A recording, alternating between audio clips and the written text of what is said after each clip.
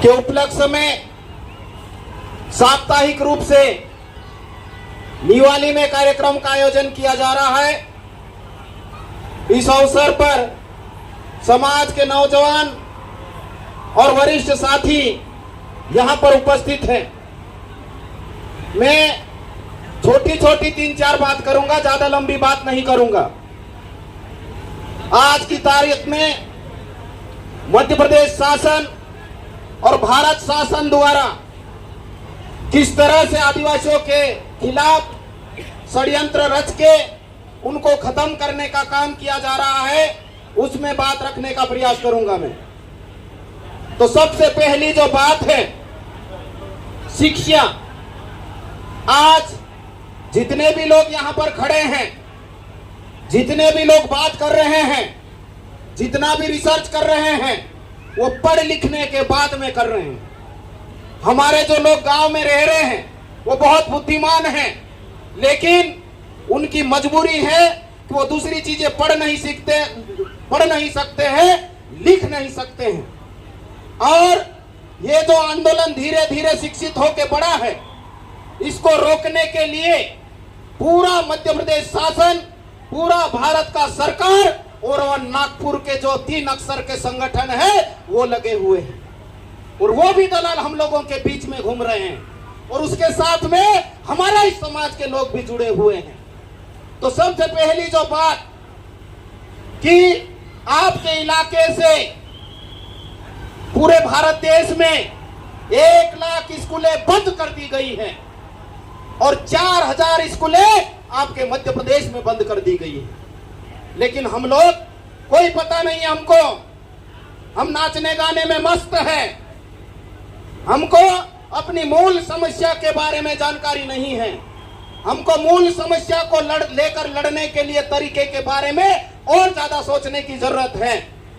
देखिए आप लोग, कि आपको पहली से 8वीं तक सीधे पास करने का कानून ले आए, और उसमें भी राशन बांटने का, मतलब हम घर में भूखे मर रहे हैं, इसलिए स्कूलों में खाना बांटना और झगड़ा करने का कानून लेके आए हैं।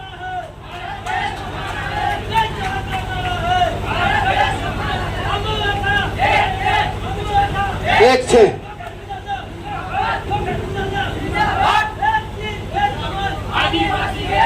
जो नए साथी आए उनका बहुत बहुत तालियों की गड़गड़ाहट से स्वागत, अभिनंदन, और बैठ जाइए। तो साथियों, तो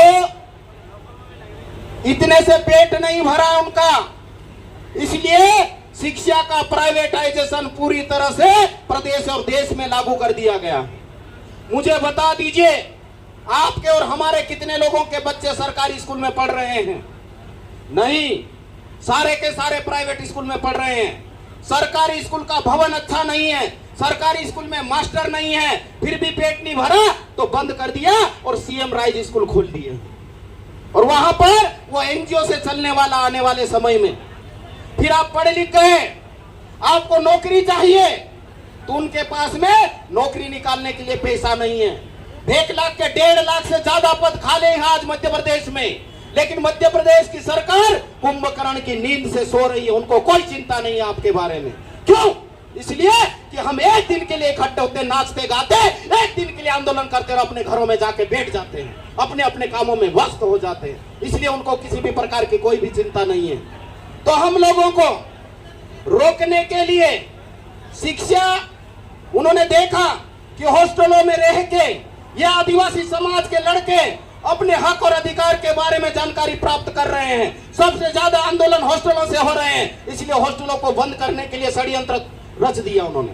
कई सारे हॉस्टल बंद कर दिए गए हैं, कई सारे प्राइमरी हॉस्टल बंद हो गए हैं, मिडिल हॉस्टल बंद हो गए हैं। कॉलेज में जहां पर हमारे बच्चों की सीटें बढ़ाई जाना चाहिए थी, नहीं बढ़ाई जा रही है, और उसके बाद में हमारे बच्चे एडजस्टमेंट करके रहते हैं, उनको भी बाहर निकाला जा रहा है। फिर भी इनका पेट नहीं भरा तो पदोन्नति में आरक्षण लेके आए, और जहां आपके समाज के लोग नीति निर्माता बनने के प्रयास कर रहे थे, वहां पर भी रोका जा रहा है। फिर भी पेट नहीं भरा इनका, तो अभी हाल ही में माननीय सुप्रीम कोर्ट ने जजमेंट लेके आए हैं, कोटे के अंदर कोटा, उपवर्गीकरण, क्रीमी लेयर, और जिसको एक बार रिजर्वेशन का बेनिफिट मिल गया है दोबारा नहीं मिलना चाहिए। यही आरएसएस और भाजपा के दलाल इसके वकालत करते घूम रहे हैं कि ये कानून हमारे लिए, ये कोर्ट का जजमेंट हमारे लिए अच्छा है। लेकिन समझने की बात है, जब इस प्रकार का कोई भी कानून नहीं है, फिर भी आदिवासी एक नहीं हो रहा है। कोई भिलाला तरफ भाग रहा, कोई भील तरफ भाग रहा, कोई बारेला तरफ भाग रहा, कोई गोंड तरफ भाग रहा, कोई कोरकू तरफ भाग रहा। और जैसे ही ये इम्प्लीमेंटेशन होगा तो हम एक दूसरे के खिलाफ लड़ाई चालू कर देंगे। भिलाला के खिलाफ लड़ेंगे, बारेला के खिलाफ लड़ेंगे, भीलों के खिलाफ लड़ेंगे, और जिसको अधिकार नहीं मिलने वाला है वो आपके लिए नहीं लड़ने वाला है। हमारा संघर्ष रोटी कपड़ा मकान का है।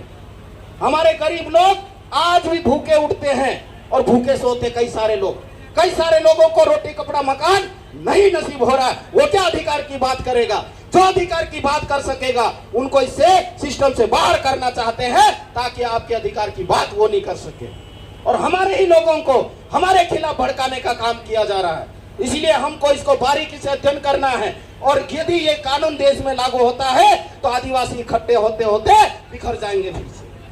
दूसरी जो बात है, आपके इलाके में जितना रासायनिक खाद, दवाई, बीज की वजह से जितनी बीमारियां आई हैं, आए दिन हम लोग मरे जा रहे हैं। और फिर हॉस्पिटलों की बात करेंगे आप, तो हॉस्पिटलों की बिल्डिंगें बना दी, उसमें भी इतने कमीशन है कि बिल्डिंगें बारिश के समय में टपकती हैं, बिल्डिंगें गिर रही हैं, डॉक्टर है नहीं, जांच की कोई सामग्री है नहीं, तो हमारे लोग कहां इलाज करवाएंगे? फिर जाते सीधे इंदौर, भोपाल, बड़ौदा, गुजरात, महाराष्ट्र, वहां पर हमारे पास में पैसा नहीं है। कुछ हो गया क्या? तो हमारी मूल समस्या है, उसको लेकर लड़ाई का लंबा रास्ता हमको अख्तियार करना होगा। अब लड़ाई आर या पार की करने की जरूरत है। यदि हम एक दिन वाले आंदोलन पे कंसंट्रेट किए तो इनको कोई फर्क नहीं पड़ने वाला है। इसलिए लंबे आंदोलन की तैयारी करो। जितने पीले फेटे वाले लोग हैं, जितने नौजवान साथी हैं, उनको इस तरह का रास्ता अख्तियार करना होगा, मार्ग प्रशस्त करना होगा और समाज को एक नई दिशा देनी होगी।